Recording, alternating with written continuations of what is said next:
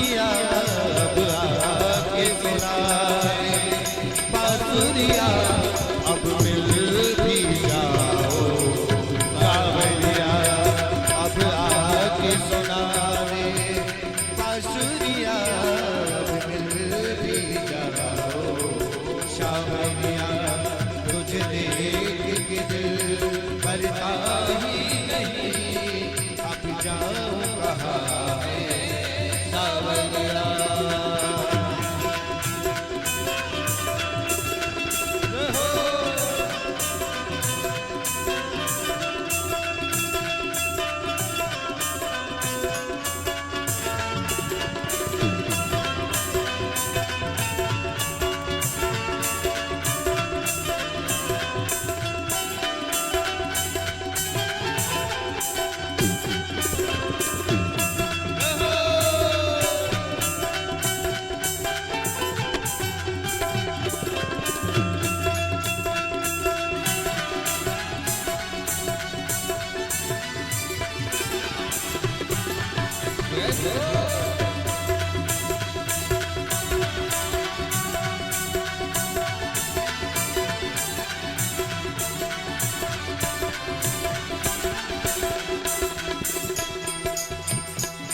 सावन की मस्त बहारों में दिल रो रो कर मेरा तड़प गया, सावन की मस्त बहारों में दिल रो रो कर मेरा बन की हो बादलिया, मेरे नैना ऐसे तड़प रहे जैसे सावन की हो बादलिया, तुझे देख के दिल भरता ही नहीं, अब जाऊं कहाँ है सावरिया।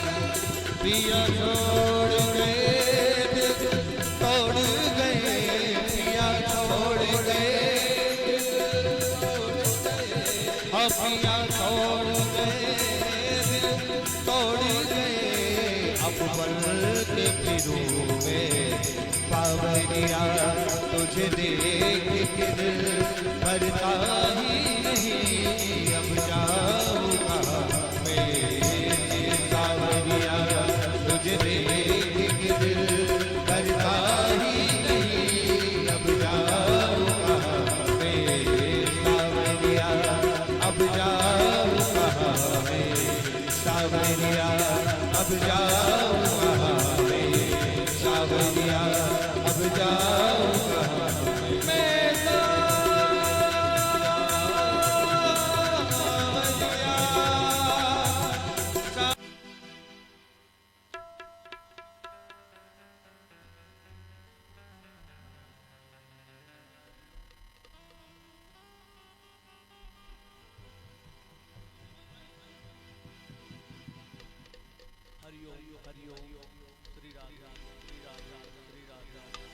हेलो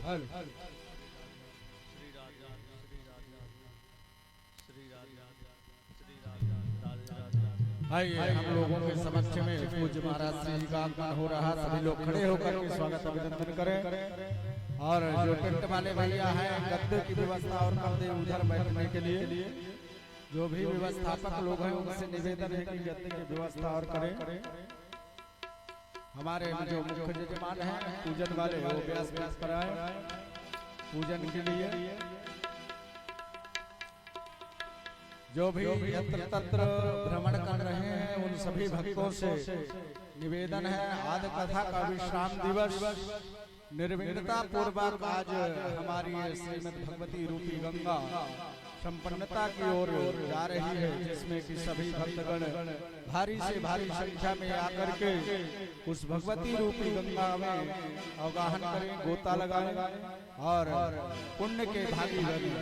ओम पुनन्तु महादेव जनाः पुनन्तु मनसा धियः पुनन्तु विश्वा भूतानि जातवेद पुनीहिमा।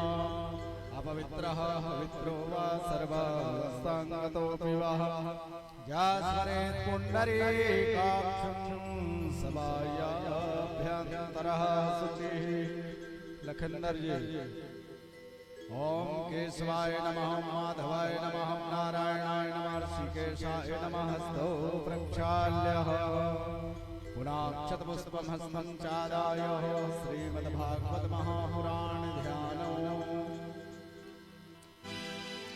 जन्माद्यशतोन्मयादितरदाख्याते सविज्ञासुरात् तेने ब्रह्महृदायादिकवये मुह्यन्ति यस्सूर्यः तेजो वारिमृतां यथा विनिमयो यत्रान्ति सर्वो मर्षा धाम्ना स्वेन सदा निरस्तकुहकं सत्यं परमं धीमहि कृष्णाय वासुदेवाय हरे परमात्मने प्रणतक्लेशनाशाय गोविन्दाय नमो नमः। सत्यव्रतं सत्यपरं त्रिसत्यं सत्यस्य योनिं निहितं च सत्ये सत्यस्य सत्यामृति सत्यनेत्रं सत्यात्मकं त्वां शरणं प्रपन्नः। पुराण पुरुषोत्तमाय नमः। श्री गोपाल देवताभ्यो नमः। ध्याने ध्यानार्थक्षतान् पुष्पाणि समर्पयामि। पुनः तुलसी मैया का ध्यान करेंगे। सरसिजनिले सरोजस्ते धवलतरा सुगंधमाल्य शोभे भगवती हरिवल्लभे मनोगे त्रिभुवन भूतकरी प्रसीद मह्यम्मा। श्री तुलसी देव्यै नमः। वृंदावृण्यै नमः। विष्णुपत्न्यै नमः। सर्वोपचारार्थे गन्ध्यादेवीशं पूज्य ओम त्वां गन्धर्वा घनस्वामिन्द्र बृहस्पतिः त्वामखदेशो राजा विद्वाभ्यः सर्वशास्त्र एतद्कथा प्रकाशेन मद्ज्ञान विनाशयत् निगमकल्पतरोर्गलितं फलं सुखमुखामृतद्रिवशैवतं पिबद भागवतं रसमालयं मुहुरहो रसिका भुवि भावुकः यस्यानुभावमखिलं श्रुतिसारमेकम् अध्यात्मदीपमतितीरिषितान्तमोऽन्ध्यं संसारिणां पुराणगुह्यं तं व्याससूनुमुपयामि गुरुं मुनीनाम्। श्री शुकाय नमः। परम ब्रह्मणे नमः। विष्णवे नमः। सर्वोपचारार्थे गन्ध्यादेवीशं पूज्यः प्रार्थयतः। यं ब्रह्मा वरुणेन्द्रो धर्मरुतास्तन्वन्ति देव्यश्च वै वेदैः साङ्गपदाक्रमोपनिषदैः गायन्ति यं सामगा ध्यानावस्थितद्गतेन मनसा पश्यन्ति यं योगिनो यस्यान्तं न विदुः सुरासुरगणा देवाय तस्मै नमः।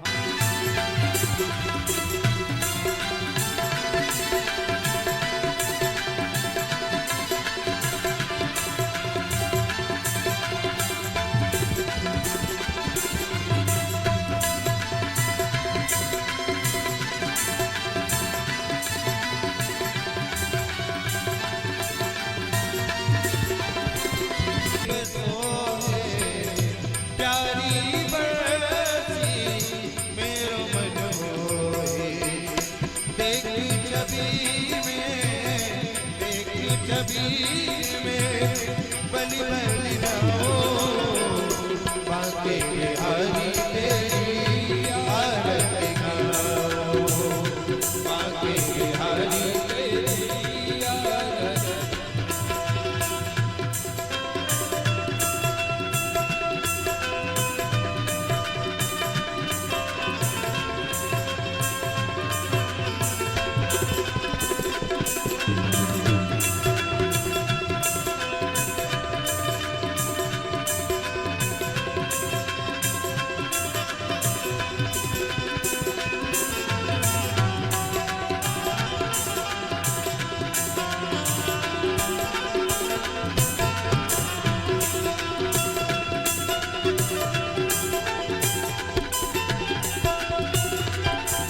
शरीरों से निकली गंगा प्यारी जिसने सारी दुनिया मिट्टी में गंगा प्यारी, जिसमें सारी दुनिया सारी। 8 दिनों से निकली गंगा प्यारी, जिसमें सारी दुनिया सारी। उन चरणों में शीश नवाओ, बांके बिहारी तेरी आरती गाओ, कुंज बिहारी तेरी आरती गाओ। प्यासी दासी के साथिया की हो, सुख दुख जीवन प्यारे साथिया की हो। प्यासी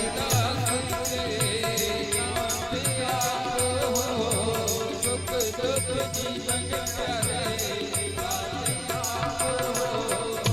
प्यासी दासी साथिया हो, सुख दुख जीवन प्यारे साथिया हो।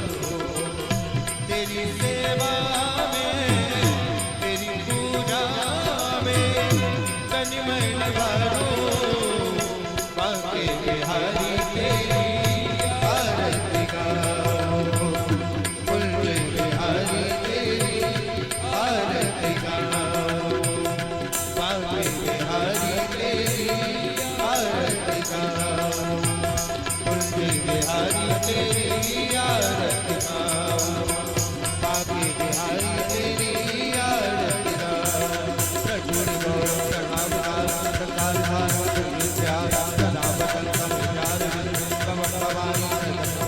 तुम्हें माता पिता तुमेव, तुम्हें विमंतो सखा तुमेव, तुम्हें विद्या श्रवणं तुमेव, तुम्हें सर्वं मम देव देव, मम देव देव, मम देव देव।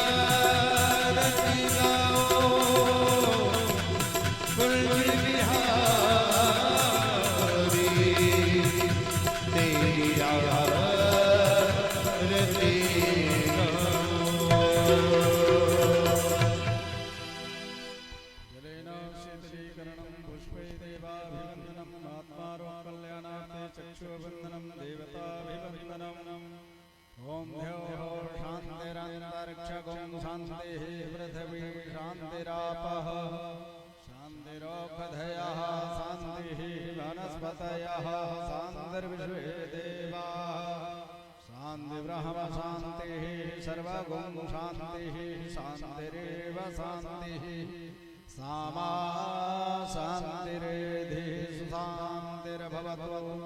पुनाक्षतपुष्पं हस्तञ्चादाय पुष्पाञ्जलिमादाय हरिः ॐ जगनेन जगन्मयजन्त देवा तानि धर्माणि प्रथमाण्यशंसना देहनाकं महिमानः सचन्द्रजत पूर्वे साध्याः सन्ति देवाः। हरिः ॐ एकदन्ताय विद्महे वक्रतुण्डाय धीमहि तन्नो दन्ति प्रचोदयात्। हरिः ॐ गणेशाय च विद्महे कर्मसिद्ध्यै च धीमहि तन्नो गौरी प्रचोदयात्। हरिः ॐ दशरथाय च विद्महे कौसल्यासुतायै च धीमहि तन्नो वकुलचम्पका गजार्ति करवीररसाल पुष्पै बिलवा प्रबाल तुलसी दलमञ्जरीभिः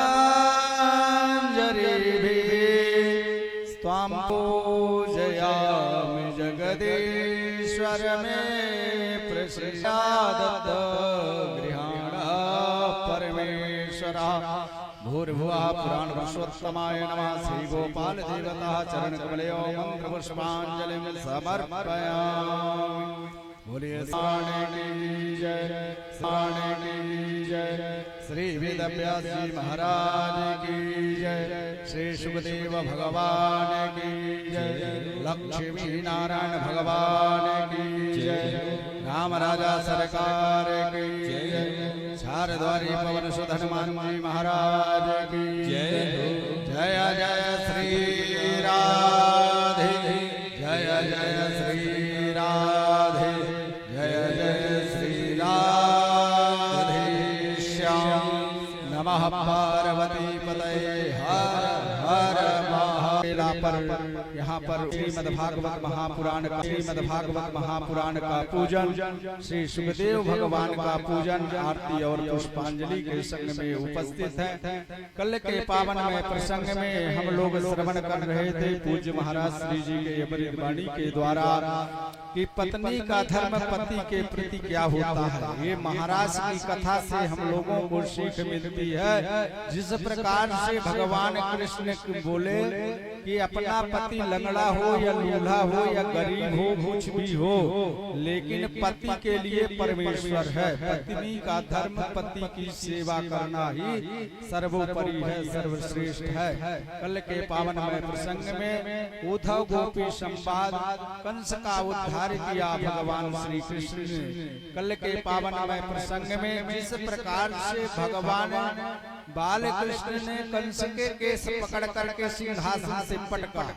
क्यों पटका? क्योंकि माताओं का केस पकड़ने का यदि अधिकार है तो केवल 5 वर्ष के बालक का ही अधिकार है। 5 से 7वें वर्ष हो जाता है उसका भी अधिकार नहीं है, या तो उसका पति ही केस पकड़ सकता है। अन्यथा जिन्होंने माताओं की केस को पकड़ा है उनका सर्व विनाश हो गया है। आप लोग सभी लोग जानकार लोग बैठे हैं, दुर्योधन कंस आदि की कथा आप लोग श्रवण करते हैं, तो इसलिए माताओं से भी निवेदन है कि कभी भी धार्मिक उत्सव में जाएं या कभी पूजा में जाएं तो केस को खोल करके न जाएं। ये सभी हमारे जीवन को चलने के लिए भगवती रूपी गंगा और श्री रामचरितमानस हमारे जीवन को सिखा रही है।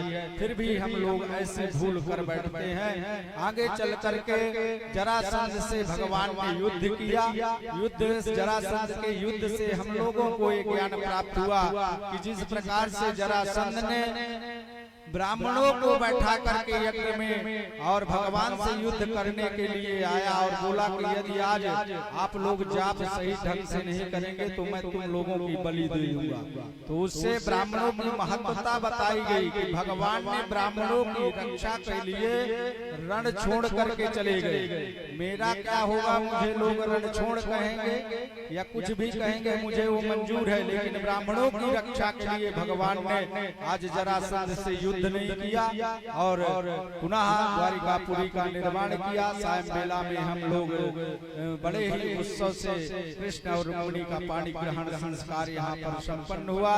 आइए ज्यादा समय न लेते हुए अपने मन और वाणी को एकाग्र करते हुए दोनों हाथों को जोड़ते हुए पूज्य महाराज श्री जी के श्री चरणों में निवेदन करें। जिस प्रकार से श्री सुखदेव भगवान राजा परीक्षित से प्रश्न किया, उसी प्रकार से आप लोगों को प्रश्न करना है कि भगवान के 16,000 विवाह है कैसे संपन्न हुए और कौन कौन सी धर्म पत्नियां हैं भगवान की। आगे चल चल के दुविध नाम के बानर का उद्धार कैसे हुआ, राजा नृग की कथा हम लोगों को श्रवण कराएं। भगवान के परम मित्र सुदामा की कथा और यदुवंशियों को श्राप कैसे लगा, दत्तात्रेय जी के 24 गुरुओं की कथा, मार्कंडे को प्रलय दिखाते हुए और श्री सुखदेव भगवान का हम पूजन करेंगे। आज के कथा के विश्राम में जो भी भक्तगण यहाँ पर बैठते हैं उनको सभी को अवसर मिलेगा व्यास मंच पर आने के लिए। जिस समय कथा का विश्राम होगा एक एक करके आएंगे, भीड़ नहीं लगाएंगे, आप लोगों की व्यवस्था है। तो किसी के मन में ऐसा न रह जाए कि ये जो 7-8 जजमान है यही लोग रोज नित्य व्यासपीठ पर जाते हैं और यहाँ से जो लोग आप तंडुल चावल लेकर के आए हैं वो सुदामा जी के चावल है और उनको हम भेंट करेंगे, वही चावल आप लोगों को दिया जाएगा। उस चावल को प्रसाद में ले जा करके अपने अन्न भंडार में रख करके खीर चावल में मिला करके आप लोग पान करेंगे। तो इस कथा का जो है पूरा का पूरा फल हम लोगों का प्राप्त होगा। पुनः हाथों को जोड़ते हुए मन और वाणी को एकाग्र करते हुए पूज्य महाराज श्री जी के श्री चरणों में निवेदन करें कि प्रभु की अमृतमयी कथा का रसस्वादन करा करके हमारे जीवन को कृतार्थ करें। पूज्य महाराज श्री जी। बोलो वृंदावन वाके बिहारी लाल की जय हो। श्री राधे श्री राधे।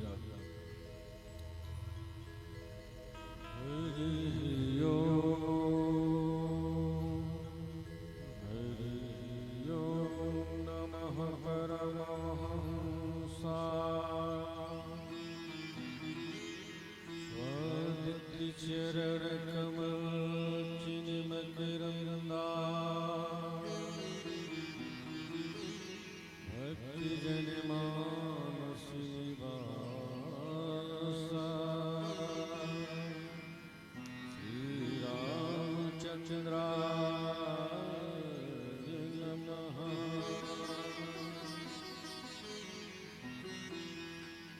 ध्येयं सदा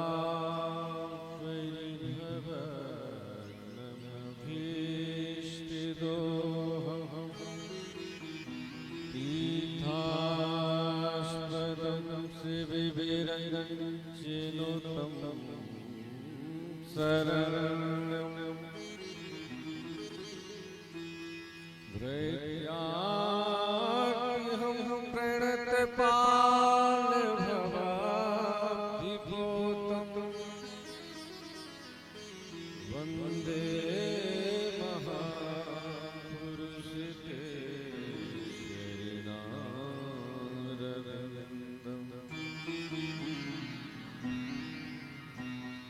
नारायणं नमस्कृत्यं नरं चैव नरोत्तमं देवीं सरस्वतीं व्यासं ततो जयमुदीरये।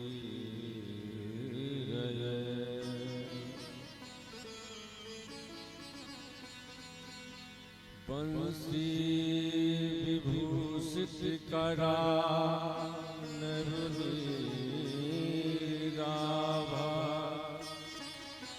पीतांबरा विभरा धरोष्णा पूर्ण सुंदर मुखादरविंद्रिने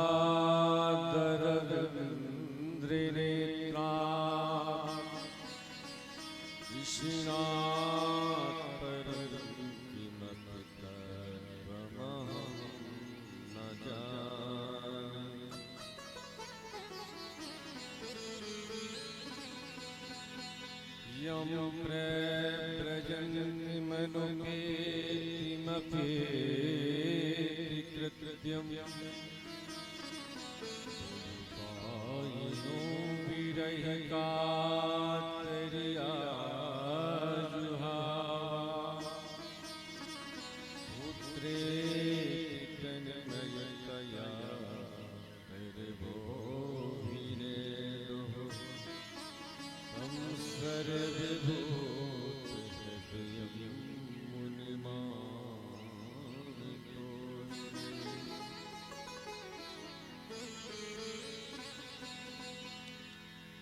मनोजवं मारुततुल्यवेगं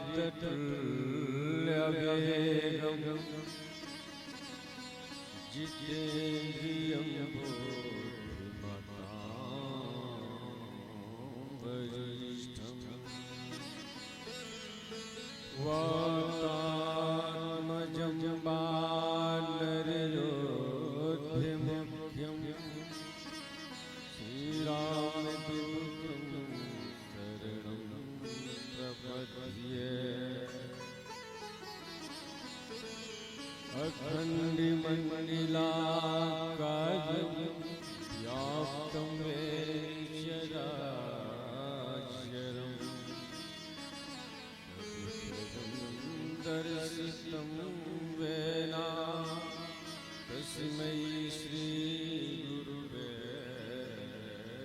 नमः श्री सीतानाथ समारंभा श्री रामानंदाय मुनि मध्यमा अस्मदाचार्य पर्यन्ता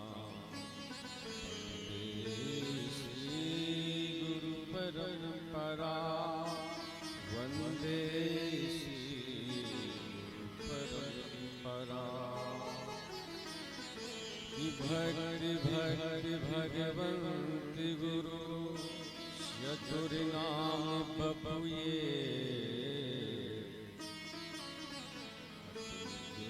पग वंदन किए नासत बेल बोले वृंदावन हरिलाल की जय हो। बोले श्रीमद् भागवत भगवान की जय हो। बोल राजा रामचंद्र भगवान की जय हो। बोल शंकर भगवान की जय हो। बोल हनुमान जी महाराज की जय हो। बोल ओरछा धाम की जय हो। बोल छागौरी हनुमान जी महाराज की जय हो। जय जय श्री राम जय जय श्री राम।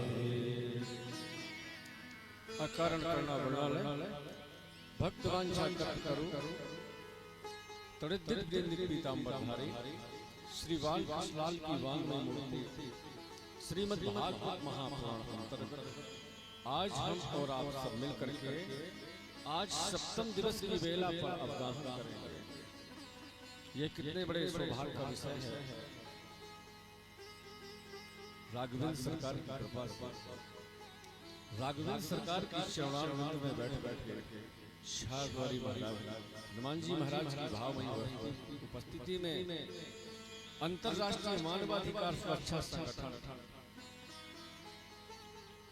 श्रद्धा में माताएं एवं बहनें दूर दराज से आए हुए संत महानुभाव एवं हमारे मंचस्थ विद्युत गण परम श्रद्धेय परम श्री श्री 1008 गुरुदेव भगवान के चरणारविंद में नमन करते हुए आइए अपनी मन और वाणी को पावन करने के लिए हरिनाम संकीर्तन उसके बाद कथा में प्रवेश करेंगे। श्री कृष्ण गोविंद हरे मुरारे हे नाथ नारायण वासुदेवा। कृष्ण श्री कृष्ण गोविंद हरे मुरारे हे नाथ नारायण वासुदेवा। श्री कृष्ण गोविंद हरे मुरारे हे नाथ नारायण वासुदेवा। पिता माता स्वामी सखा हमारे पिता माता स्वामी सखा हमारे पिता माता स्वामी सखा हमारे पिता माता स्वामी सखा हमारे हे नाथ नारायण वासुदेवा।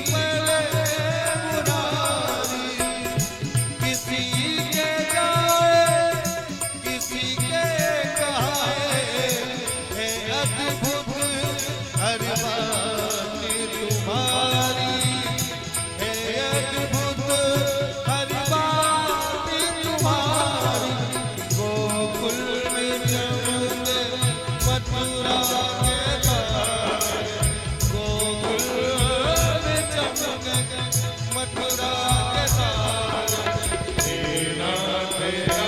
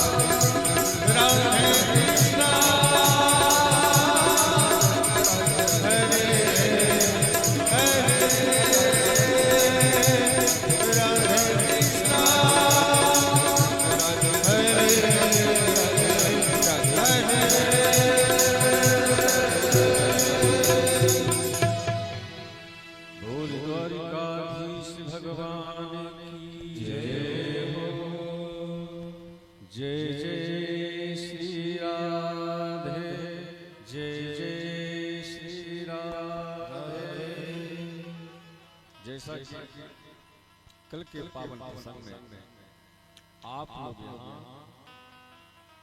गोविंद का विवाह उत्सव मना रहे थे। कहने का अभिप्राय भीष्म जी महाराज ने अपने पुत्र पुत्री से कहा, बेटा जब मेरी बेटी बहुत छोटी थी तभी मुझे नारद जी के द्वारा पता लग गया, क्योंकि नारद जी ने बहुत गुणगान गाए थे किसके? द्वारकाधीश महाराज के। तो कम से कम मुझे अपनी पुत्री का विवाह कर लेने दो। कभी कभी होता है कि जब घर में कोई बड़ा बेटा हो जाता है तो सलाह लेनी पड़ती है, फिर तो वहां माता पिता की भी नहीं चलती। यहाँ पर पत्नी ने बहुत सुंदर तैयारियां की हैं, 10,000 सैनिक लगाए। जब यहाँ द्वारकाधीश महाराज ने महारानी रुक्मिणी का हरण किया तो जितने सैनिक थे सब भगवान के सुंदर को देख करके मोहित थे। कोई कहता भैया रथ देखो कितना सुंदर है, कोई कहता था रे जूते देखो कितने अच्छे हैं, कोई कहता था भैया ये हंसता कितना सुंदर है, अरे इसके बाल देखो कितने सुंदर हैं। सब भगवान के सुंदर को देख करके मोहित हो गए। जब यहाँ गोविंद ने महारानी रुक्मिणी का हरण किया किसी को पता नहीं, तो सखियों ने पूछा, अरे भैया तुम लोग भांग पी करके आए थे क्या? बोले क्या हुआ? बोले वो आया सांवला सलौना ले गया। जब शिशुपाल को पता लगा तो बिल्कुल नर्वस हो गया, क्योंकि दूल्हा सरकार बन के शिशुपाल आया था। बहुत पश्चाताप किया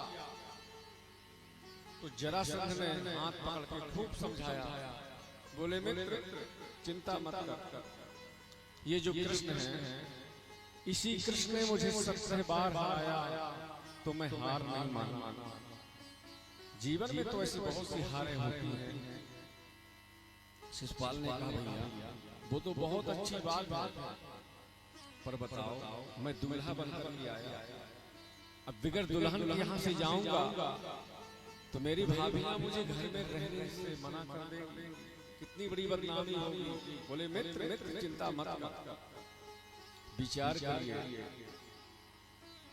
जो यहाँ से दूल्हा बन करके जाए और बिगर दुल्हन को उसे लौटना पड़े तो उसके हृदय में क्या बीतेगा।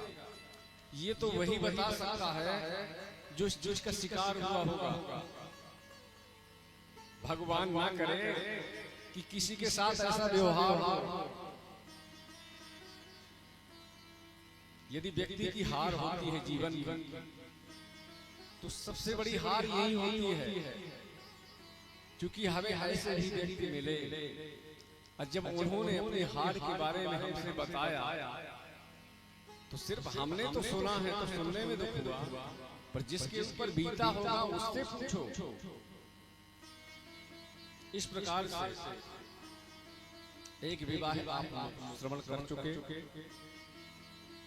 यही श्री सुखदेव जी महाराज से महाराज परीक्षित ने प्रश्न किया, गुरुवर जितने भी गोविंद के विवाह हुए हैं आप मुझे क्रमशः विवाहों के बारे में बताएं। एक चीज और है, जो व्यक्ति जितना उत्कर्ष करता है, जितना परिश्रम करता है, जितनी ऊंचाई पर जाता है, उस व्यक्ति के उतने दुश्मन भी होते हैं। क्योंकि आजकल की दुनिया जितना अपने दुख को देख के दुखी नहीं होती, जितना दूसरे के सुख को देख करके जरूर दुखी हो जाएगी कि भैया ये सुखी क्यों है। अब बताइए, ऐसे भी व्यक्ति होते हैं, उनके लिए क्या किया जाएगा? आप भलाएं कुछ भी गलती ना करें, कुछ भी ना करें, पर जो व्यक्ति आपसे द्वेष करता है, घृणा करता है, उसके लिए क्या करें? तो भगवान के भी दुश्मन बहुत है। महारानी रुक्मिणी ने जिस पुत्र को जन्म दिया उसी को प्रद्युम्न कहते हैं। प्रद्युम्न का मतलब होता है प्रकष्ठः दुम्नः यस्य सः प्रद्युम्नः।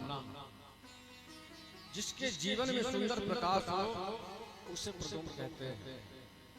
जब यहाँ पता लगा कि आज गोविंद को पुत्र रत्न की प्राप्ति हुई है, तो यहाँ बधाइयाँ गाई गई, बधाइयाँ बांटी गई, बधाइयाँ लुटाई गई। और जब पता लगा कि प्रसूतिका ग्रह से पुत्र ही गायब हो गया, ये जो समरस्वर का नाम का दैत्य था, ये गोविंद से बहुत बड़ी ईर्ष्या रखता था। यही गोविंद के पुत्र का हरण करके ले गया।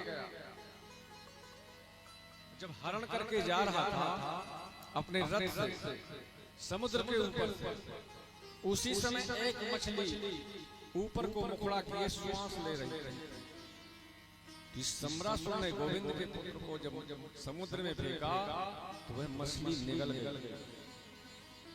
उसी मछली को मछुआरों के द्वारा पकड़ा गया, सम्रासुर के घर बेचा गया।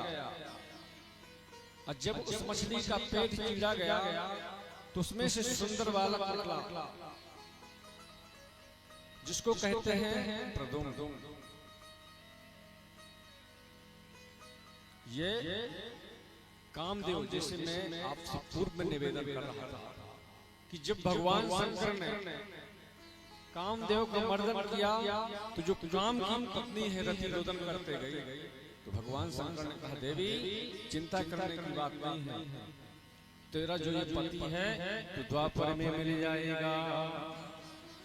कि जब से वो तीसर नयन बुखारा, जब से वो तीसर नयन बुखारा, जब से वो तीसर नयन बुखारा, मेरे घर का भयम जय छाड़ा,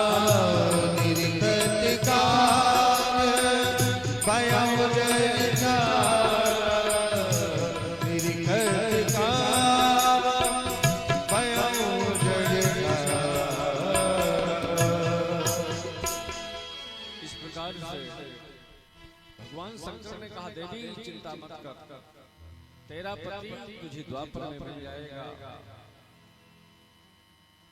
जब यहाँ मछली के पेट को चीरा गया, सुंदर बालक मिला, तो समरसुर के घर भोजन बनाने का काम कौन करता है? विद्यावती। उसी विद्यावती को बालक को प्रदान किया। बोले, देवी इस बालक का लालन पालन करो, नारद जी के द्वारा पता लगा विद्यावती को कि जिसका मैं पालन पोषण कर रही हूँ ये मेरा ही पति है, कोई और नहीं। तो प्रद्युम्न जी ने सम्रासुर का वध किया। सम्रासुर का वध करके और अपनी पत्नी को लेकर के द्वारिका में आ गया। जब जब गोविंद के द्वारिका में 16,108 श्री सुखदेव जी महाराज अच्छे से कहते, राजन तुम्हें पता है तुम्हारे नटखट गोविंद का विवाह भालू की पुत्री से हुआ। बोले रे महाराज ये क्या कह रहे हैं? बोले हाँ। बोले वो कैसे? महाराज परीक्षित बड़ी उत्सुकता से सुन रहे हैं। बोले महाराज भालू की बेटी से मेरे नटखट गोविंद का विवाह हुआ? बोले हाँ। तब यहाँ पर श्री सुखदेव जी महाराज अच्छे से कहते हैं, राजन द्वारिका के राजा थे सत्यजित महाराज। तो सत्यजित महाराज के पास एक सुंदर चमकती हुई मणि थी। उस मणि का नाम है श्यामंतक मणि। उस मणि का नित्य पूजन किया जाता था और वह मणि 8 भार सोना रोज प्रदान करती थी। 8 भार सोने का मतलब होता है 2 कुंटल सोना। यदि पूजा नहीं हुआ तो दुष्परिणाम भी होता था। एक दिन सत्यजित महाराज गोविंद की सभा में पहुंचे तो गोविंद के पार्षदों ने कहा, महाराज आज तो लग रहा है कि जैसे भगवान सूर्य का उदय हुआ हो। इतना तेज कहां से आ रहा है? तो गोविंद ने कहा, भैया ये भगवान सूर्य और कुछ नहीं है, ये तो राजा सत्यजित है। जब तक सत्यजित नजदीक पहुंचे तो गोविंद के पार्षदों ने कहा, भैया इतनी बहुमूल्य मणि रख के क्या करोगे? यद्यपि गोविंद ने नहीं कहा, गोविंद के पार्षदों ने कहा, इस मणि को आप हमारे खजाने में जमा करो। कभी अकाल पड़ेगा, दुर्भिक्ष पड़ेगा तो जनता का हित चिंतन होगा। उसने मना कर दिया। बोले भैया मैं मणि नहीं दूंगा। वहां से चला गया। जब वहां से गया तो उसके भाई प्रसेन ने कहा, बोले भैया इस मणि को तो तुमने बहुत धारण की, अब देखूं तो मैं भी इस मणि को धारण करके मैं कैसा लग रहा। उसी मणि को धारण करके प्रसेन वन के लिए प्रस्थान किए। तो वहां पर किसी सिंह ने मार करके मणि हथिया लिया और आगे जाकर के ऋक्षराज में गए, जिसे कहते हैं जामवंत जी। तो सिंह को मार करके मणि जामवंत जी ने ले ली। जब सवेरे से शाम तक प्रसेन घर नहीं लौटा तो सत्यजित ने सोचा आज मेरा भाई कहाँ है? ऐसा ना हो कि कहीं कहीं कृष्ण ने खुद मरवा करके मेरे भाई को मणि हथिया लिया। अब यहाँ पर गोविंद को कलंक लग गया। हर व्यक्ति को बचना चाहिए कि व्यक्ति को कलंक न लगे, कि कलंक ना हो। ये सत्यजित ने अपनी पत्नी को कहा, बोले ये बात किसी से मत कहना, सिर्फ तुम्ही से बता रहा हूं। तो पत्नी ने अपनी दूसरी सहेली से कहा, बोले ये बहना ये बात किसी से मत कहना, सिर्फ तुझे ही बता रहा है। दूसरी तीसरी से कहती है और तीसरी चौथी से कहती है करने करने जपन जना। क्योंकि माताओं का स्वभाव होता है कि बात भी करती जाती है और रोकती भी जाती है। यह बात किसी से मत कहना। यह बात पूरे नगर में फैल गई। भगवान ने कहा बताइए, मैं तो प्रसेन को जानता भी नहीं, आज मुझे व्यर्थ का कलंक लगा। तो गोविंद गर्गाचार्य जी के पास पहुंचे। बोले गुरुदेव आप मेरी कुंडली देखें। जब गर्गाचार्य जी ने कुंडली देखी, बोले लाला लग रहा है कि तुमने चौथ का चंद्रमा देखा है। हर व्यक्ति को चौथ का चंद्रमा नहीं देखना चाहिए। भादव की चौथ का चंद्रमा देखने से गोविंद को कलंक लगा तो हम और आप भी नहीं बच सकते। गोविंद यहाँ से कुछ लोगों को लेकर बन के लिए प्रस्थान करते हैं। तो जहां वो सिंह मरा पड़ा उसी सिंह के पैरों की आहट लेकर के और जामवंत जी की गुफा में पहुंचते हैं। तो जामवंत जी ने देखा, जामवंत जी ने देखा तो यहाँ भयंकर युद्ध छिड़ गया जामवंत जी का और गोविंद का। इस कथा का तात्पर्य पूर्व से जब राघवेंद्र सरकार लंका में रावण को जीत करके आए तो राघवेंद्र सरकार ने कहा मांगो जो मांगोगे वो दूंगा। किसी ने धन मांगा, किसी ने वैभव मांगा, किसी ने ऐश्वर्य मांगा। तो जामवंत जी ने कहा प्रभु लंका में आपका युद्ध हुआ मुझे बहुत अच्छा लगा, पर शायद मेरी टक्कर कोई वीर नहीं थी। बोले मतलब? बोले मैं भी चाहता था कि आपसे मेरी दो हाथ हो जाए। तो भगवान ने कहा देखो सेवक और स्वामी का युद्ध नहीं होता। तुम्हारी यदि ये इच्छा है तो मैं द्वापर में अवश्य पूरी करूंगा। जामवंत जी ने कहा बस प्रभु मैं समझ गया, आप कोई और नहीं हो, आप तो मेरे रघुवर हो। महाराज आप मेरी पुत्री भी ले जाएं और मणि भी ले जाएं। तो भगवान ने कहा देखो भैया पुत्री तो मैं ले लूंगा पर मणि नहीं। यहाँ पर जामवंत ने कहा महाराज ये जो मणि है मैंने अपनी पुत्री को खिलौना समझ के दे रखा है, और हमारे यहाँ का नियम है कि जो बच्चियों को दे दिया जाता है फिर उसे वापस नहीं दिया जाता। तो आप मेरी पुत्री भी ले जाएं और इस मणि को भी ले जाएं।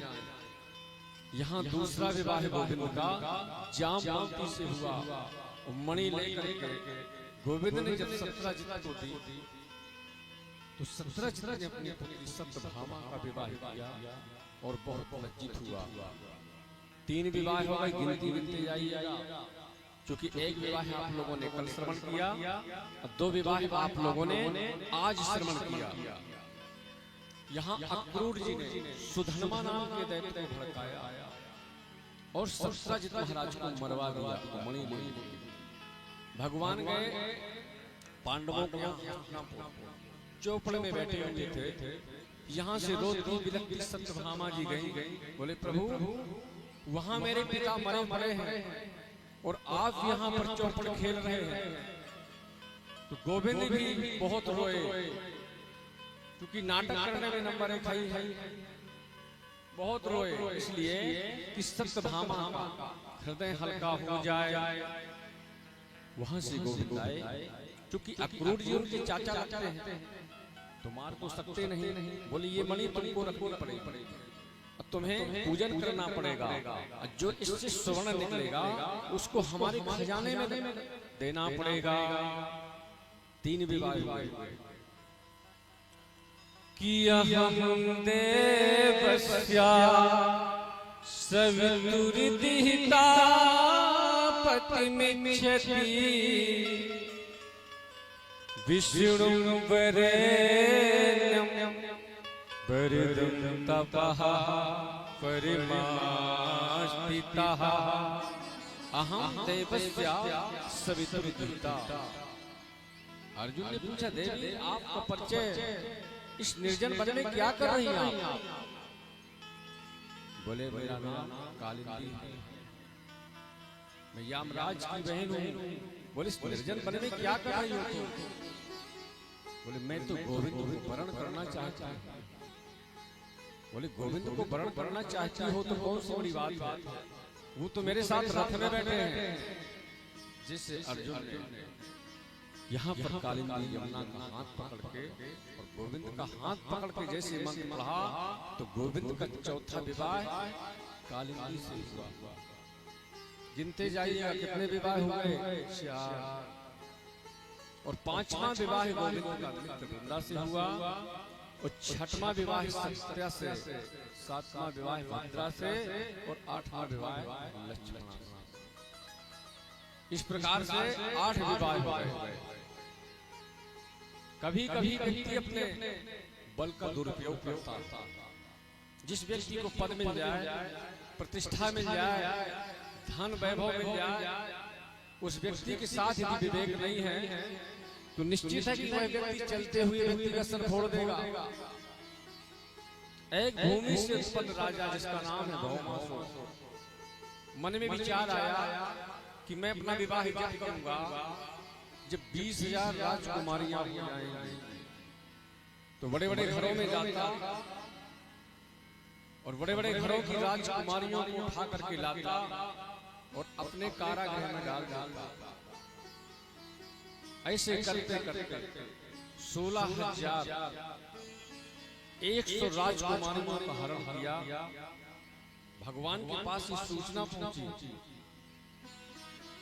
प्रभु रक्षा करेंगे। यही जो भौमासुर का नाम करते हैं, यह भूमि से उत्पन्न हुआ था। इसी भौमासुर ने माता अदिति के कवच और कुंडल चुराए थे। भगवान ने कहा ठीक है। भगवान सत्यभामा को लेकर के गए और जब भौमासुर के कारागृह को खोल करके देखा तो भगवान के नेत्र सजल हो गए। बोले इन कन्याओं के पास दूसरा कोई विकल्प नहीं है, इन्हें कौन सा राजा वर्ण करेगा, क्योंकि दूसरे के कारागृह में रह के आई हैं। तो भगवान ने कहा चिंता न करिए, आप चिंता मत करिए। तो भगवान ने एक मुहूर्त में ही सबके साथ विवाह कर लिया। तो भगवान के पूरे विवाह कितने हो गए? 16,108 इस तरह भगवान के विवाह हुए। 16,000 में ज्ञान कांड में जो 16,000 मंत्र हैं वह भगवान की सब पत्नी बनकर के आ गए। जो 100 प्रकार के उपनिषद हैं वो भी गोविंद की सब पत्नी बन के आ गए। और जो 8 प्रकार की प्रकृति है वह भी सब गोविंद की पत्नी बन करके आ गए। कि भूमि रापो नलो वायु हम मनो बुद्धि रे उचा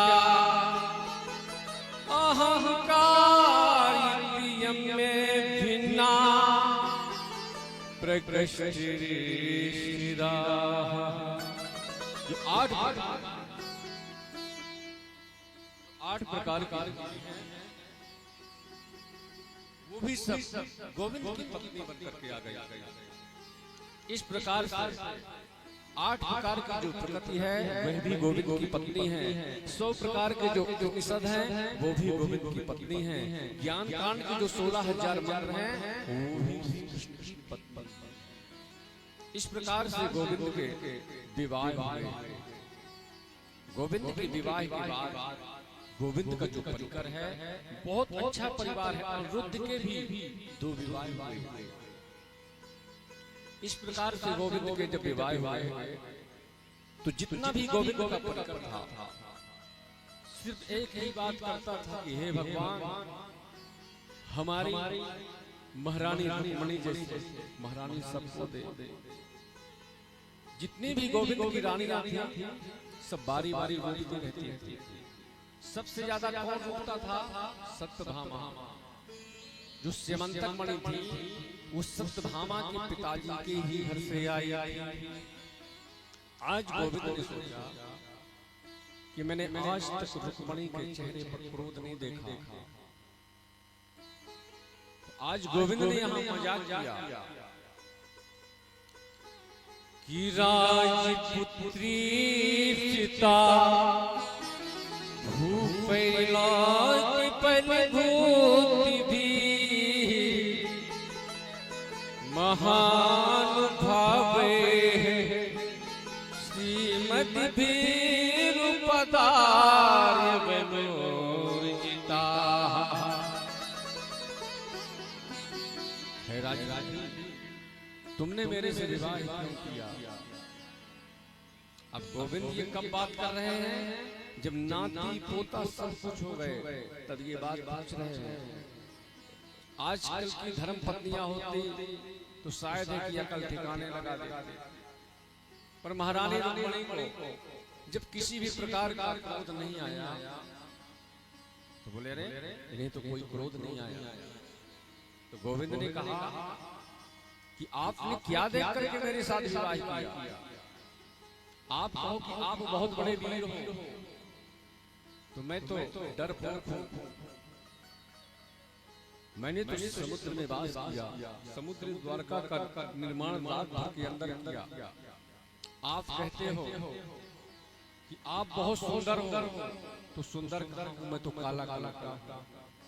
आप कहो कि बहुत बड़े खानदान में तुम्हारा जन्म हुआ, तो मेरे तो माता पिता ही कन्फर्म नहीं। कोई कहता है देवकी नंदन, कोई नंद नंदन, कोई यशोदा नंदन, कोई वसुदेव। यदि आप कहो कि आप बहुत बड़े महापुरुष हैं, तो मेरा कीर्तन कौन गाता है जिसके खाने पीने रहने के लिए मकान नहीं होता? कि रघुपति राघव राजा राम, पतित पावन सीता राम। भगवान ने सोचा रे अभी भी क्रोध नहीं आया।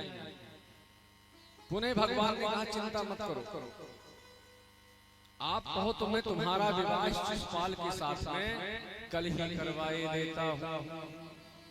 जब ये समाचार रुक्मिणी महारानी के कर्णपटों में पड़ा तो महारानी रुक्मिणी को क्रोध आ गया। महारानी रुक्मिणी को जो मूर्छा आई तो गोविंद ने चतुर्भुज रूप धारण करके दो हाथों से उठाया और एक हाथ से पंखा जल रहे हैं और एक हाथ से पसीना पोंछ रहे हैं।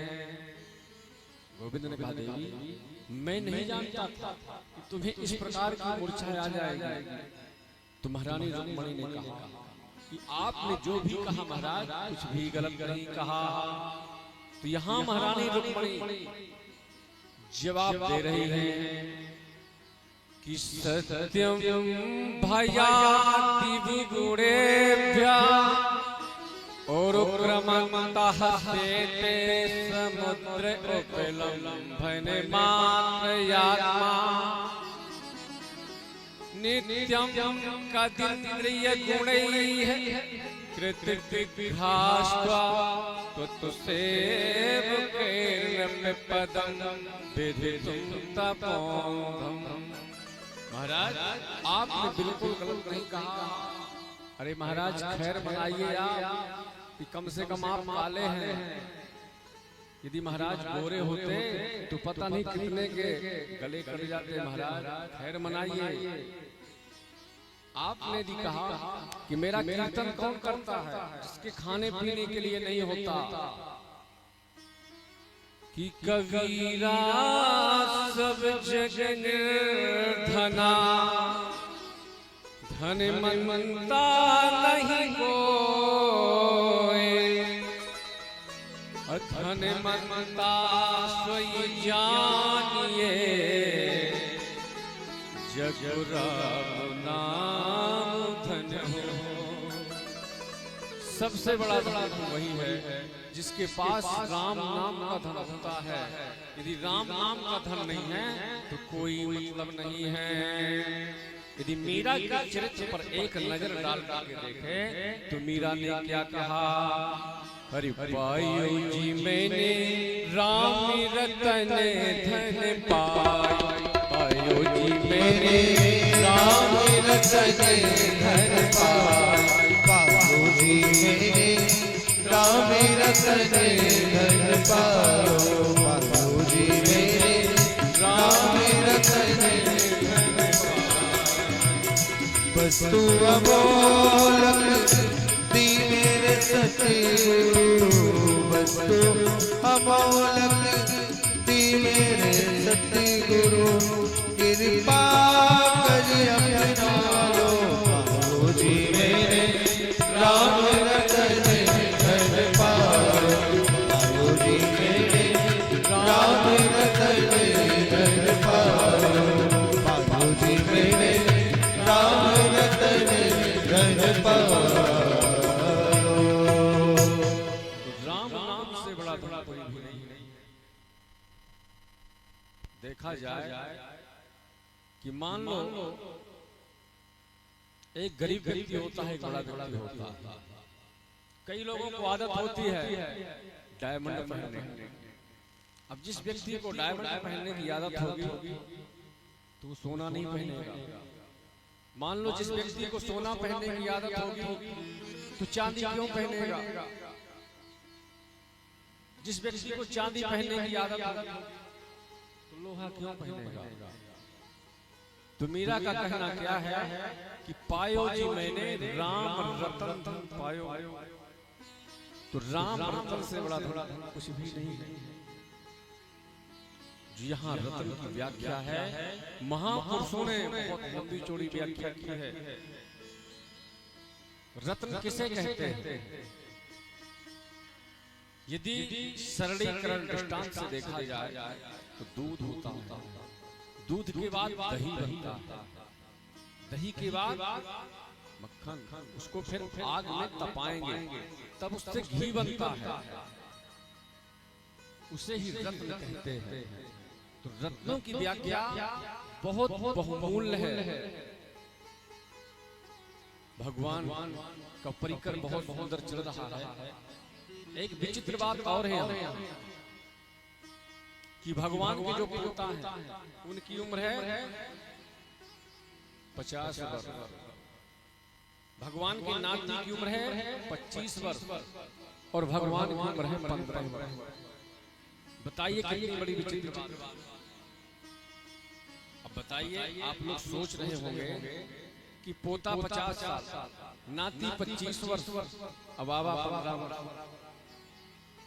ऐसा भी होता है। जब यहाँ से बाबा पोता नाती सब महल में प्रवेश होते हैं तो जो रानियां हैं उन्हें धोखा हो जाता है। पोता को बाबा, बाबा को पोता समझ बैठते हैं। तो भगवान की रानियां कहती हैं कि आप लोग तो हमें चक्कर में डाल देते हो, यही पता नहीं लगता कि कौन नाती है और कौन पोता। इसी का फायदा एक व्यक्ति ने उठाया जिसका नाम है पौंड्रक वसुदेव। क्योंकि भगवान कालातीत है, भगवान के ऊपर काल का असर नहीं होता, तो भगवान 15 वर्ष से 16 वर्ष में कभी नहीं जाते हैं। ध्यान दीजिएगा, ईश्वर वह है जो प्रकृति को अपने बस में रखे, ना कि प्रकृति के बस में रहे। हम और आप प्रकृति के बस में रहते हैं। हम और आप कितने प्रयास करते हैं कि हे भगवान बुढ़े ना हो जाए, कितने प्रयास किए जाते हैं, पर क्या कोई बुढ़ापे से बचा? आप शादी की डेट बता सकते हैं, आपका जन्म कब हुआ बता सकते हैं, आपकी सर्विस कब लगी बता सकते हैं, आपने यात्रा कब की बता सकते हैं। कोई व्यक्ति पूछ दे कि आप कब बूढ़े हुए तो क्या कोई बता सकता है? नहीं बता सकता।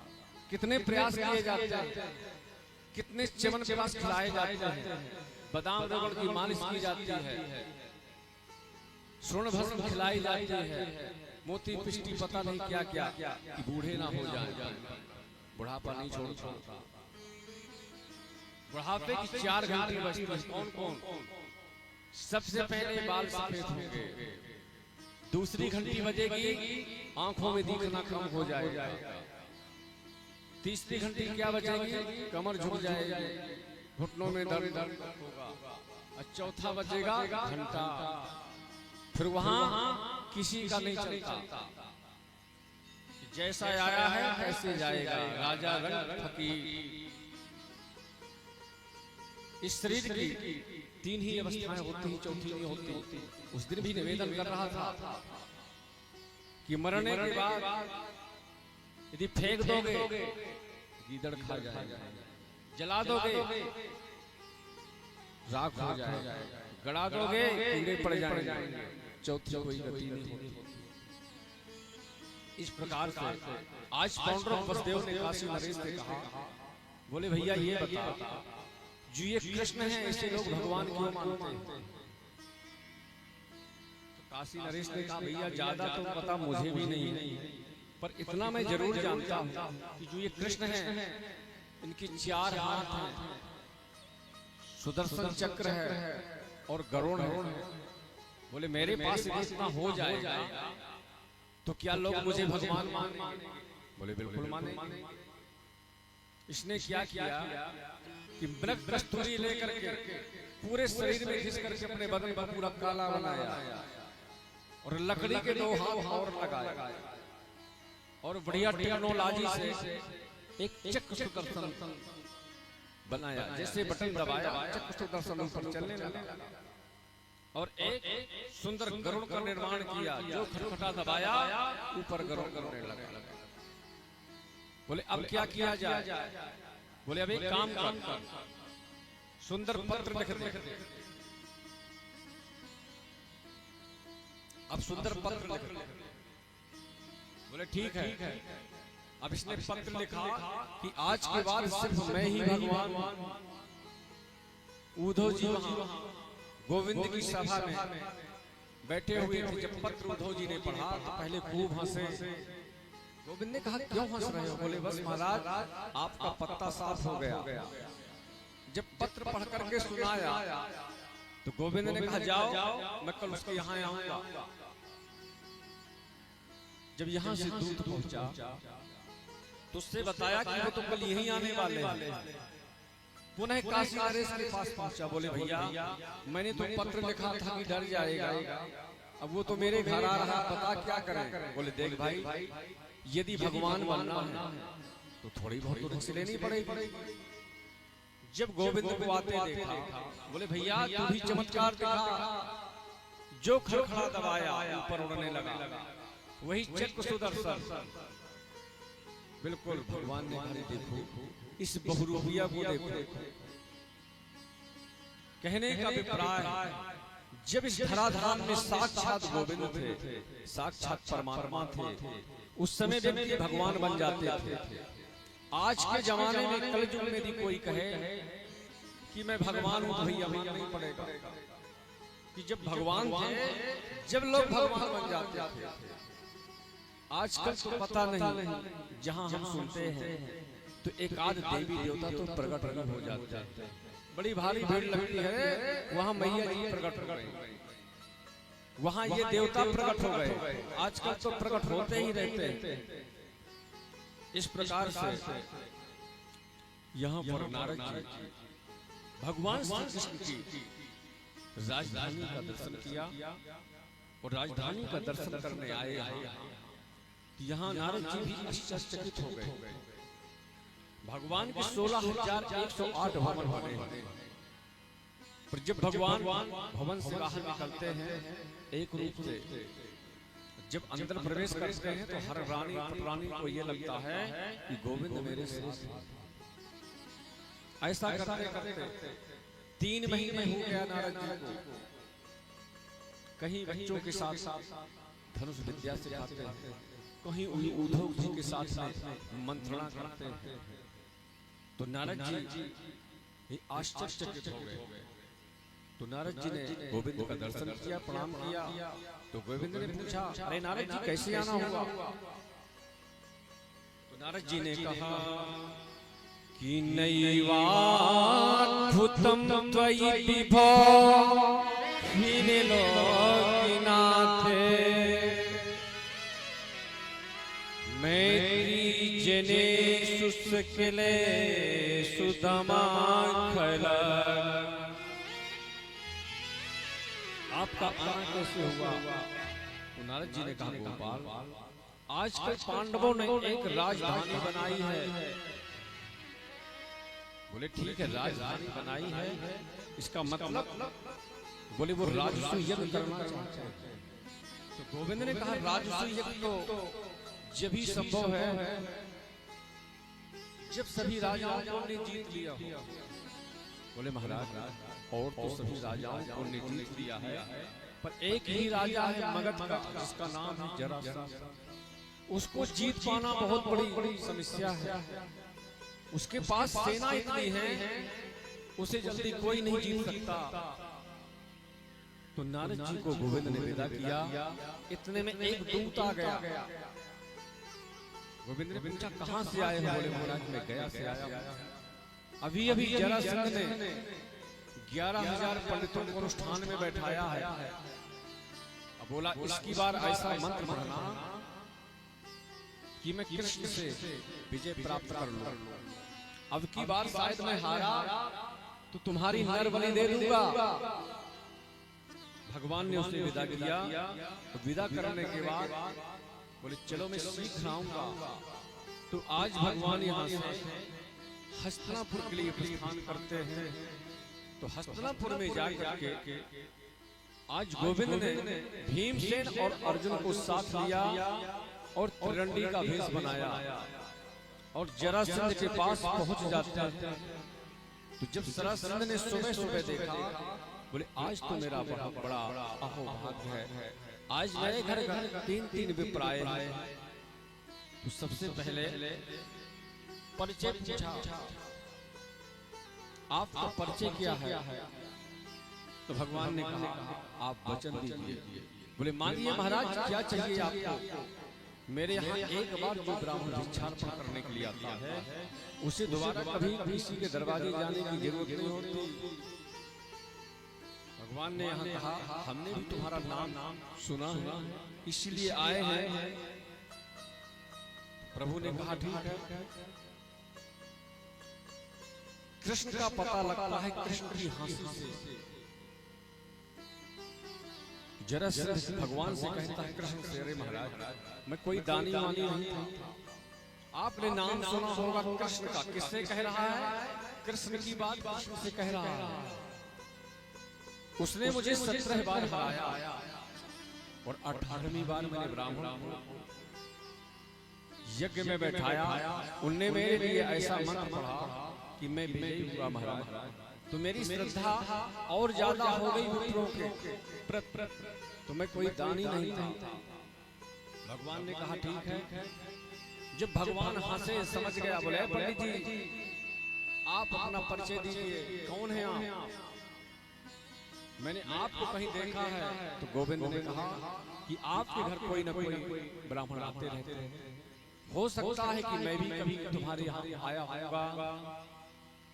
तो गोविंद ने परिचय दिया कि योद्धम द्वै राजेंद्र द्वंद्वसो यदि मन्यते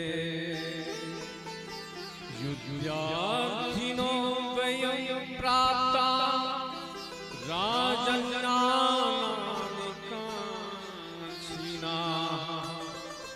राजन तुम्हें हम 3 में से एक से युद्ध करना पड़ेगा। अब तुम माथा ठनक बोले रे ब्राह्मण होकर के तुम युद्ध की भिक्षा मांग रहे हो। भगवान ने कहा हम कोई ब्राह्मण नहीं है। बोले तुम्हारा क्या परिचय है? बोले जो मेरी बाईं तरफ खड़े हैं इनका नाम अर्जुन, मेरी दाईं तरफ जो खड़े हैं इनका नाम भीमसेन। बोले तुम? बोले मैं इनके मामा का बेटा हूँ, तुम्हारा पुराना सत्संग कृष्ण।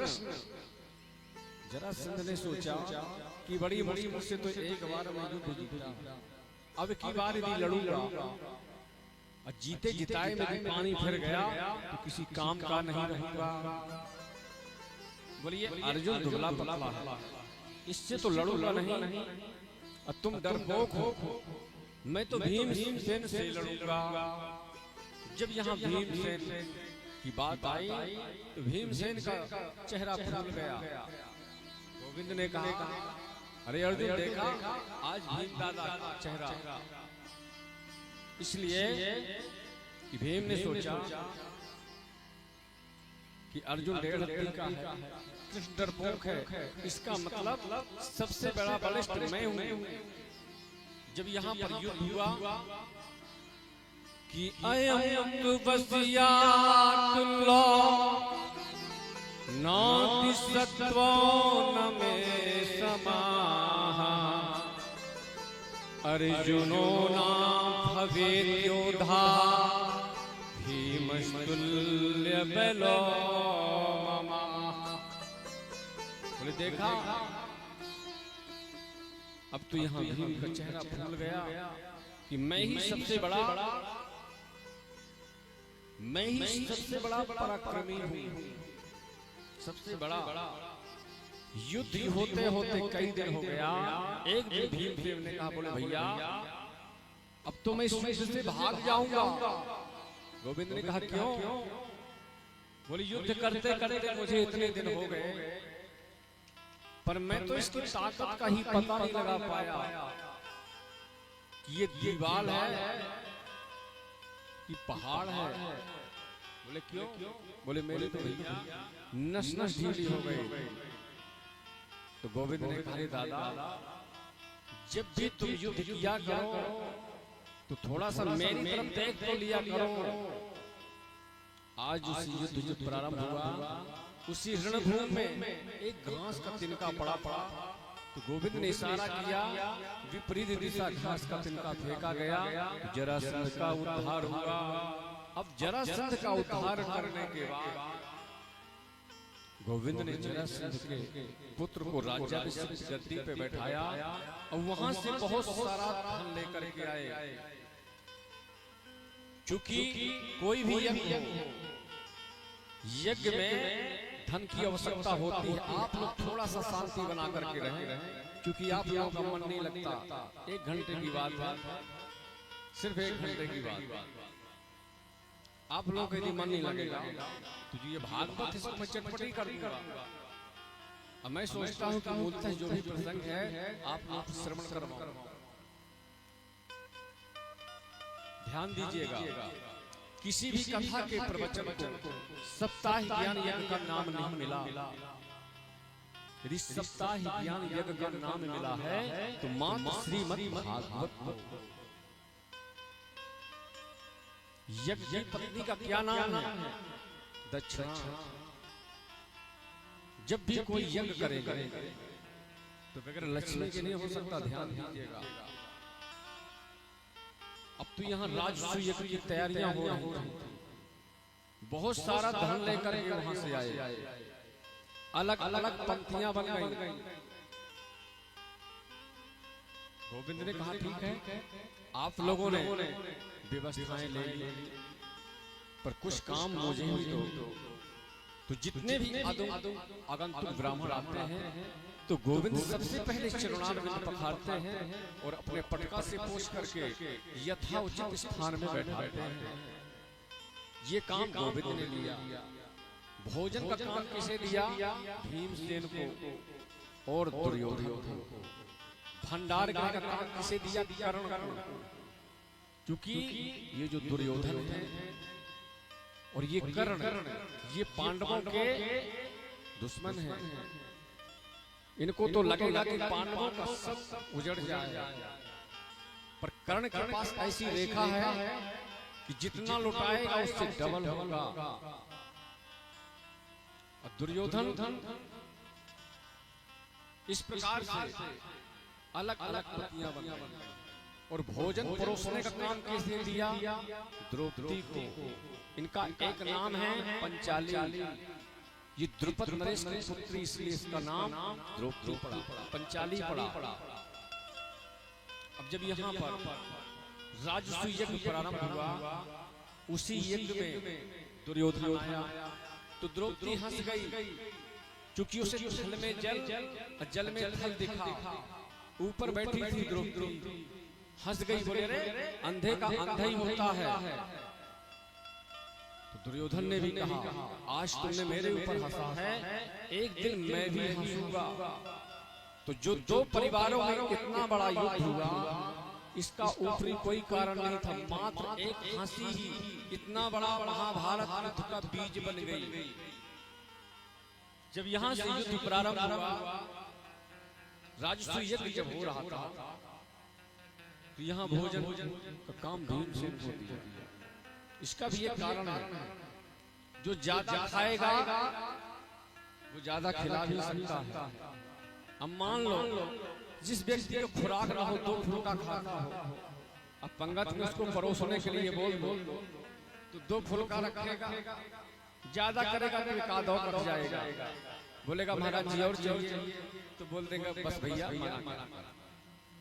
तो भोजन परोसना भी एक कला है। सब लोग भोजन परोस करके नहीं जानते। कभी कभी तो जबरदस्ती लेना पड़ता है महाराज जी, क्या होता है, एक ही तो फुल्का है, तो भोजन परोसना एक कला है। इस प्रकार से यहाँ पर राजस्व यज्ञ हुआ, और राजस्व यज्ञ होने के बाद यही श्री सुखदेव जी महाराज से महाराज परीक्षित ने प्रश्न किया, बोले गुरुवर आज सप्तम दिवस हो गए, सप्तम दिवस में मैं सुनता चला आ रहा कि दीनबंधु क्या किसी दीनबंधु को गोविंद ने अपना मित्र बनाया था क्या? तो वही हमारे सुदामा जी महाराज याद आ गए। जो ये श्रीमद् भागवत है, सुदामा जी के बारे में कुछ लोगों के अंदर गलत भ्रांतियां हैं। लोग कहते थे कि सुदामा जी दरिद्र हैं, सुदामा जी भिख मंगा, सब गलत बात है। शायद जितने विश्लेषण प्रत्युत्तर श्री सुखदेव जी महाराज सुदामा जी के लिए व्यक्त किए हैं, तो ऐसा किसी महापुरुष के लिए नहीं, पर जो ये सुदामा चरित्र है, आजकल के लोगों ने इस सुदामा चरित्र को इतना चटपटा बना दिया कुछ कहने लायक नहीं है। टीवी के सीरियलों में देख करके तो जो ये सुदामा चरित्र है, इस सुदामा चरित्र को यदि भागवत की दृष्टि से देखा जाए और ये अध्यात्म की दृष्टि से देखा जाए, तो ये भक्त और भगवान का प्रसंग है, यह कोई मनोरंजन का प्रसंग नहीं है। तो लोग कहते हैं कि सुदामा जी घर घर भिक्षा मांगते थे, बिल्कुल गलत बात है। ये बात सत्य है कि सुदामा जी सुने खाएं तो शाम की कुछ नहीं, बिल्कुल सत्य बात है। जब भी पानी गिरता है तो पूरा पानी सुदामा जी के छत के अंदर घर में जाता है, बिल्कुल सत्य बात है। पहनने के लिए कपड़े नहीं है, ये सत्य बात है। कई दिन तो सुदामा जी को सिर्फ पानी पी करके रहना पड़ता है, ये बिल्कुल सत्य बात है। पर सुदामा जी को कहीं भी दरिद्र नहीं रखा गया। कई लोग कहते हैं कि ब्राह्मणों का धन भिक्षा है। मेरा कहना यह है कि ब्राह्मण यदि भिक्षा मांगेगा तो उसकी ब्राह्मणता नष्ट हो जाएगी। ब्राह्मण दान लेने का अधिकारी है, दान देने का अधिकारी है, यज्ञ कराने का अधिकारी है, शिक्षा लेने का अधिकारी है, शिक्षा देने का जो ब्राह्मण के कर्म है। पर यदि भिक्षा मांगेगा तो उसकी ब्राह्मणता नष्ट हो जाएगी। भिक्षा कब मांगे? जब उसके पास कुछ भी न हो, हाथ पैर आंख कान, जब वो कुछ भी नहीं कर सकता तो अपना भिक्षार्पण करके जीवन यापन करे।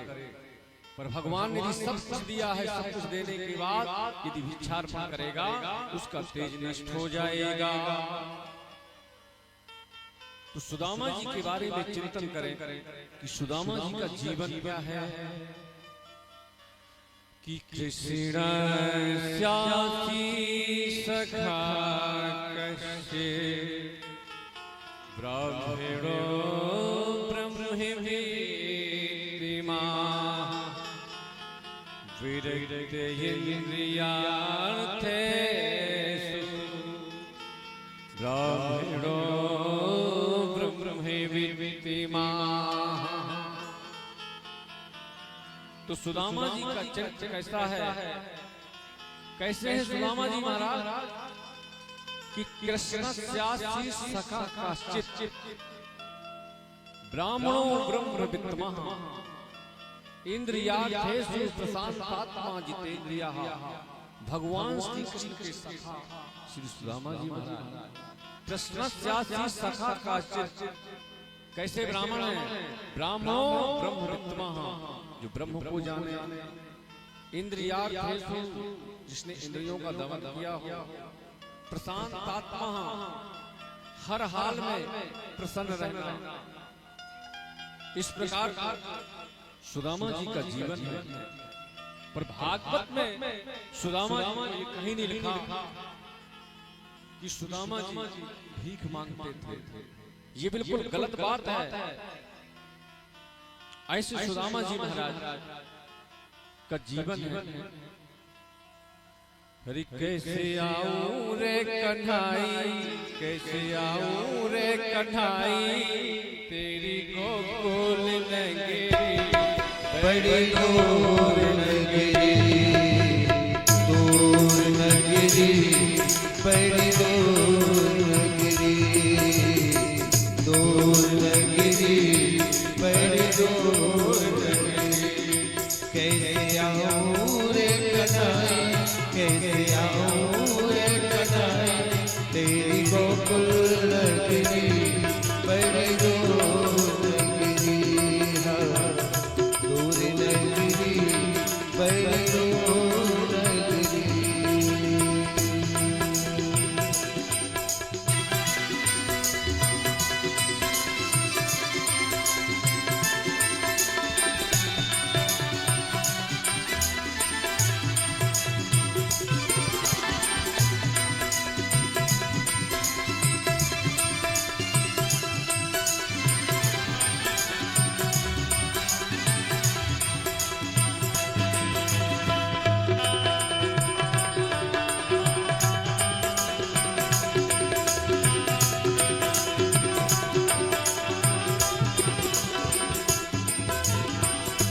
राती को आऊं करा कर मोहि लागे, राती को आऊं करा कर मोहि लागे, राती को आऊं करा कर मोहि लागे, राती को आऊं करा कर मोहि लागे, हाँ डर मोहि लागे, खड़ा डर मोहि लागे, डर मोहि लागे, खड़ा डर मोहि लागे। राती को आऊं करा कर मोहि लागे, राती को आऊं हाँ दिन को आऊं तो देखे, दिन को आऊं तो देखे सारी नगरी बड़ी दूर नगरी, दूर नगरी, बड़ी दूर नगरी, दूर नगरी, बड़ी दूर नगरी।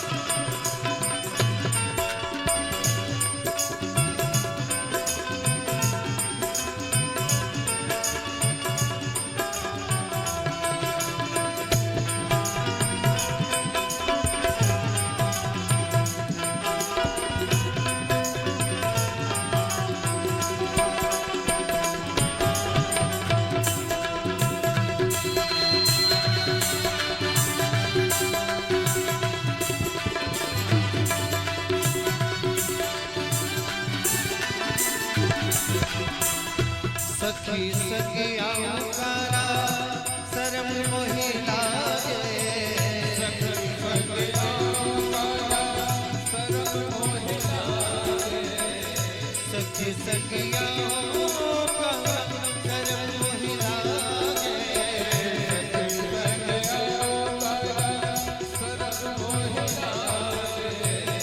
शर्म मोहि लागे, खड़ा शर्म मोहि लागे, शर्म मोहि लागे, खड़ा शर्म मोहि लागे। अकेली आऊं तो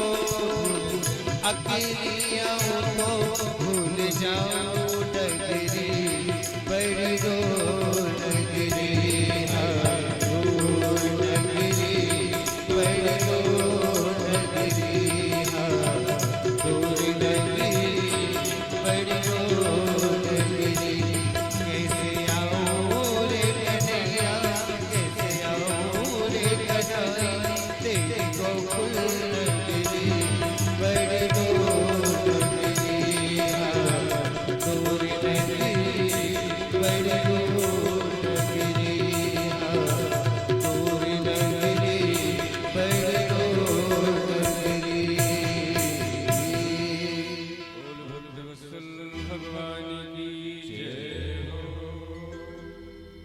ये बात बिल्कुल सत्य है कि सुदामा जी के घर में बहुत गरीबी है, पर ऐसा किसी शास्त्र में नहीं लिखा कि सुदामा जी ने भी झारखंड किया हो। पर कुछ लोगों ने गलत भ्रांतियां फैला दी। सुदामा जी के पास